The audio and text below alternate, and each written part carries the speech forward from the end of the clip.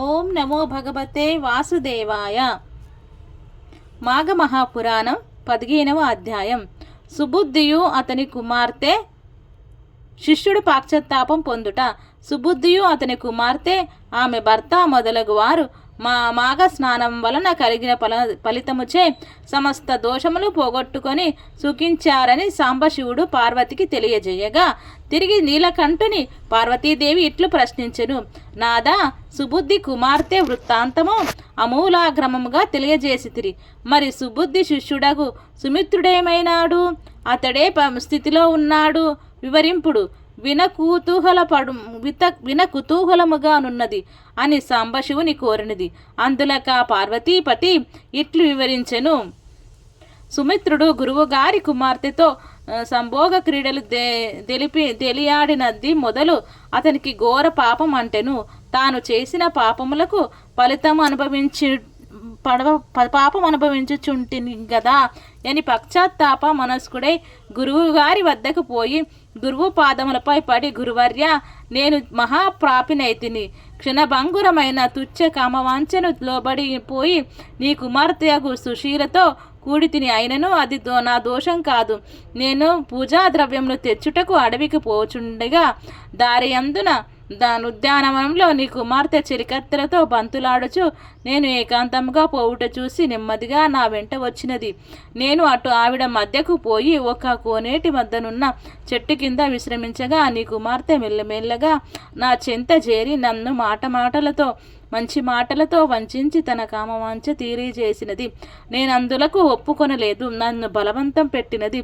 నన్ను క్షమించమని చెవులు మూసుకొంటిని. ఇక నా లాభం లేదని నాతో నీవు క్రీడించకుందువేమి, నీ ఎదుటనే ప్రాణత్యాగమునరుచుందని అని చెప్పి సరికి నాకు భయం కలిగి నిజంగా ఆమె ప్రాణత్యాగమే చేసుకున్నచో మీరు నన్ను తప్పక దండించేదరని వెచికి ఆమెతో క్రీడించి ఆమె వాంఛను తీర్చితిని. అందు నా తప్పేమీ లేదు. అయినను నేను మహాపాపం అనుభవించుచున్నాను. నేను కూడా పాపరహితుడగు నెటుల కాగలను సెలవిండుడని బ్రతిమాలను. శిష్యుడు పలికిన మాటలు సుబుద్ధి విశ్వసించి తన కుమార్తె వల్ల తనే శిష్యుడు కూడా పాపరహితుడని జయనించి, సుమిత్ర, నీ పాపకర్మకు పాయశ్చిత్తమున్నది. నీవును మా వలె పాపరహితుడు కాగలవు. అంతెటులనగా నీవు గంగా నది వెళ్ళి అచన 12 సంవత్సరములు తపస్సు చేసుకొను. ఆ తపస్సుచే కలుగు ఫలితముల వలన పాపము మబ్బు విడిపోయినట్టులా నశింపుపోవును. అప్పుడు నీవు ముక్తుడాగుదువు అని ఆ శిష్యుడితో చెప్పాను.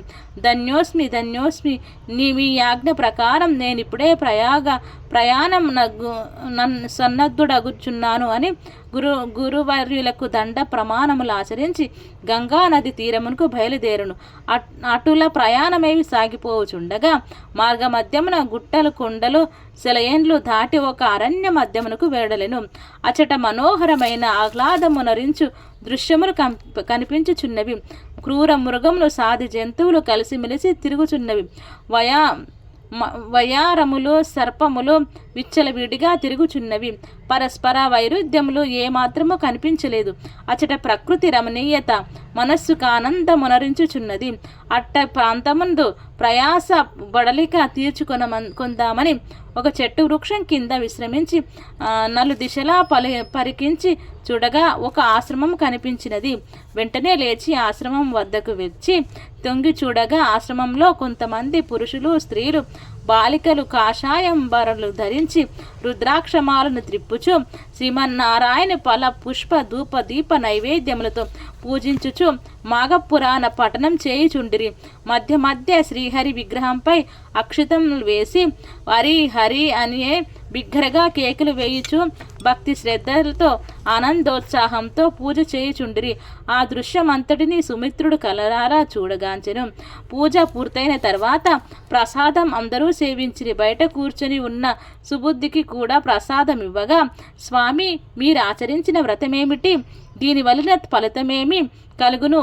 మనుజుడు పాపరహితుడగుటకు ఈ నా సందేహమును వేడుచున్నాను అని వినయముగా ఆ మునిసత్తమును అడిగెను. పాపములచే పీడింపబడుచున్న సుమిత్రుని ప్రార్థన విని అచ్చటనున్న మనుజులందరూ మాఘమాసమందాచరించవలసిన ధర్మమును అతనికి వివరించుటకు గాను వారిలోనొకరిని నియమించిరి. అంతా ఆ ముని కుమారుడు సుమిత్రునితో మాఘమాస మహత్యమును ఇట్లు వివరించెను. విద్యార్థి, మేము చేసినది మాఘమాసమందాచరించవలసిన మాఘమాస వ్రతం. ఈ వ్రతం చేయుట వలన ఎటువంటి పాపములు చేసినో వాటన్నింటినీ నశింపజేయును. అనగా రౌరవాది నరక బాధలు వెంటాడుచున్నప్పటికీ ఈ వ్రతం చేసినంత మాత్రమున అవన్నీయును పెనుగాలికి ఎండుటాకులు ఎగిరిపోయినట్లుగా పాపములన్నీ నశించిపోవుట. మాఘమాసంలో సూర్యుడు మకర రాశిలో ఉండగా ఆ దినము సూర్యోదయ సమయందు ఒక నదియందు ఏ మనుచుండు స్నానం చేయునో అట్టి మనుజుడు శ్రీహరికి ప్రియుడగును. ఎట్టి దోషము లేకుండా శ్రీహరిని పూజిస్తూ మాఘ పురాణమును వినుచు ఆ మాఘమాసం నదీ స్నానం మొనర్చుచు వారు వైకుంఠ వాసులగుదురు. అలాగున చేయనివాడు ససత్యం వాడు, పెద్దలను గురువులను గౌరవించని వాడు, భక్తులను చూసి ఎగతాళి చేయువాడు, పర స్త్రీలను బలాత్కరించు చెరచువాడు, చోరత్వం చేయువాడు, బ్రహ్మ హత్య చేయువానితో సమానం. అటులనే ఇండ్లు తగులబెట్టుట, అబద్ధ సాక్ష్యములు చెప్పుట, జన సామర్థ్యమండు చేట, మలమూత్రములు విడచుట, గుర్రములు, పశువులను, కన్యలను ఇతరుల కమ్ముట మొదలగునవి చేయువారు కూడా బ్రహ్మహత్య చేసిన వారితో సమానం.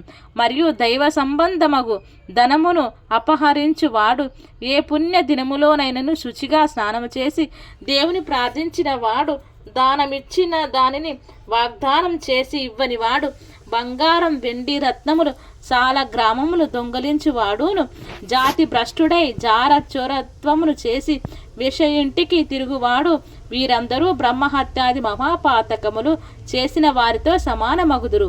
ఇవిగాక అన్న భార్యను, సోదరిని భార్యను, గురువు భార్యను, స్నేహితుని భార్యను కూడా రతి సల్పువాడును, తన కన్న వయస్సులో పెద్దయగు స్త్రీతో రతి సల్పువాడును, జీవహింసను చేయువాడును, బీద ప్రజలను హింసించువాడును, దోపిడీలు చేయువాడును, మహాపాతకములు అట్టివారు కూడా బ్రహ్మహత్య చేసిన వారితో సమానుడు.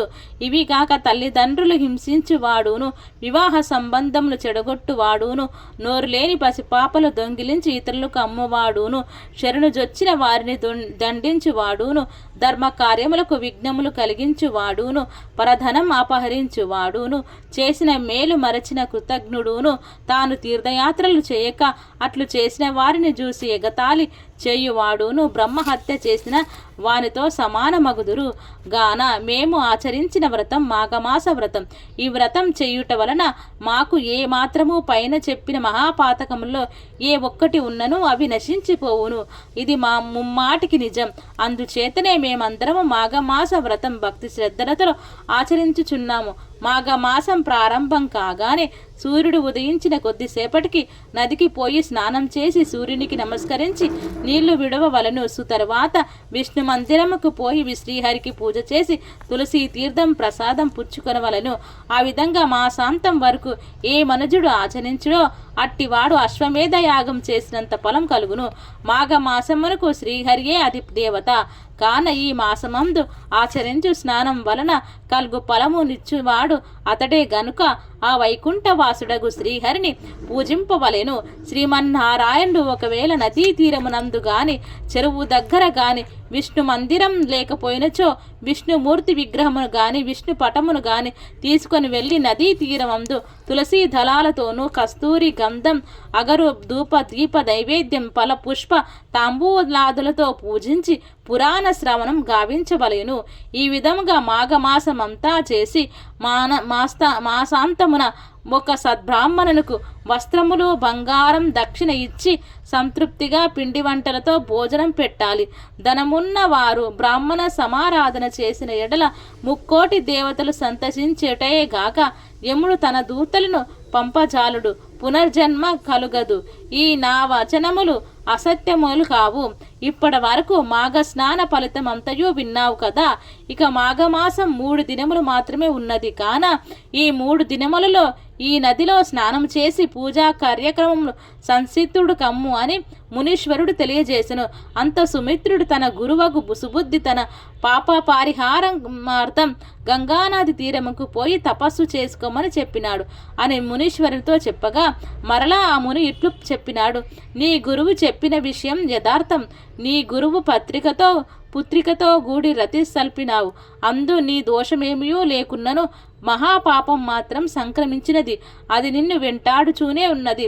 తరుణోపాయం చేయనిచో ఈ జన్మలోనూ మరు జన్మలోనూ కూడా నరక బాధలు తప్పవు. కాన ఈ మాఘమాసం అందలి 3 దినములను స్నానము చేసి శ్రీహరిని పూజింపుము.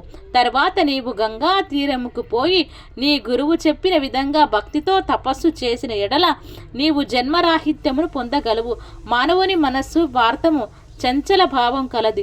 నీవు ఇంద్రియాలన్నిటినీ బంధించి ఏకాగ్ర చిత్తంతో లక్ష్మీనారాయణ్ణి ధ్యానించుము అని ఉపదేశించగా సుమిత్రుడు అచ్చట 3 దినములుండి మాఘ స్నానములు చేసి నదీ తీరమందు విష్ణువును పూజించి పురాణ పఠనము గావించెను. తదనంతరం ఆ ఆశ్రమ వాసులకు నమస్కరించి గంగా నది తీరమునకు తపస్సు చేయుటకై వెళ్ళిపోయెను. మాఘ పురాణం సంపూర్ణం. ఓం నమో భగవతే వాసుదేవాయ.